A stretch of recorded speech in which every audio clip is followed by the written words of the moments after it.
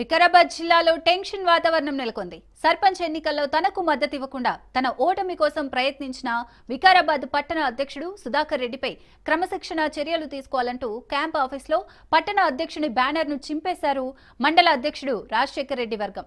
మదనపల్లి గ్రామంలో సర్పంచ్ ఎన్నికల్లో కాంగ్రెస్ మద్దతుతో సునాయాసంగా గెలవాల్సిన తనను ఓడించడానికి టౌన్ ప్రెసిడెంట్ సుధాకర్ రెడ్డి తీవ్ర ప్రయత్నాలు చేశాడని ఆరోపించారు.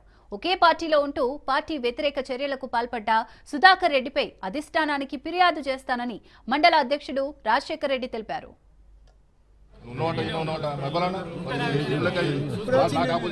నాకు ఆపోజిట్ చేసిండు, నేను మనకు ఆపోజిట్ చేసిన. ఇదే ప్రసాద్ కూడా వాడు ఇష్టం ఇచ్చినవాడు, అమ్మని పిల్లలు ఇచ్చినవాడు చెప్పిన ప్రసాద్ పోయిన ఎలక్షన్ లో ప్రసాద్ కూడా చేయలేడు వాడు, పోయిన ఎలక్షన్ లో ప్రసాద్ కూడా చేయలేడు వాడు, సుమం గుర్తు చేసినవాడు. నిన్న జరిగిన గ్రామ పంచాయతీ ఎన్నికలలో వికారాబాద్ మండలంలో మొత్తం 21 గ్రామ పంచాయతీలు ఉన్నాయి. ఆ 21 గ్రామ పంచాయతీల్లో 19 గ్రామ పంచాయతీలు కాంగ్రెస్ పార్టీ గెలవడం జరిగింది. 19 గ్రామ పంచాయతీల్లో కూడా కొంత కాంగ్రెస్ పార్టీ వాళ్ళే రెండు వర్గాలుగా వేయడం జరిగింది. అయినా కాంగ్రెస్ వాళ్ళే గెలవడం జరిగింది. ఇది అందరికీ వికారాబాద్ మండల ప్రజలందరికీ మండల కాంగ్రెస్ తరఫున ప్రత్యేకంగా ధన్యవాదాలు తెలియజేస్తున్నాను.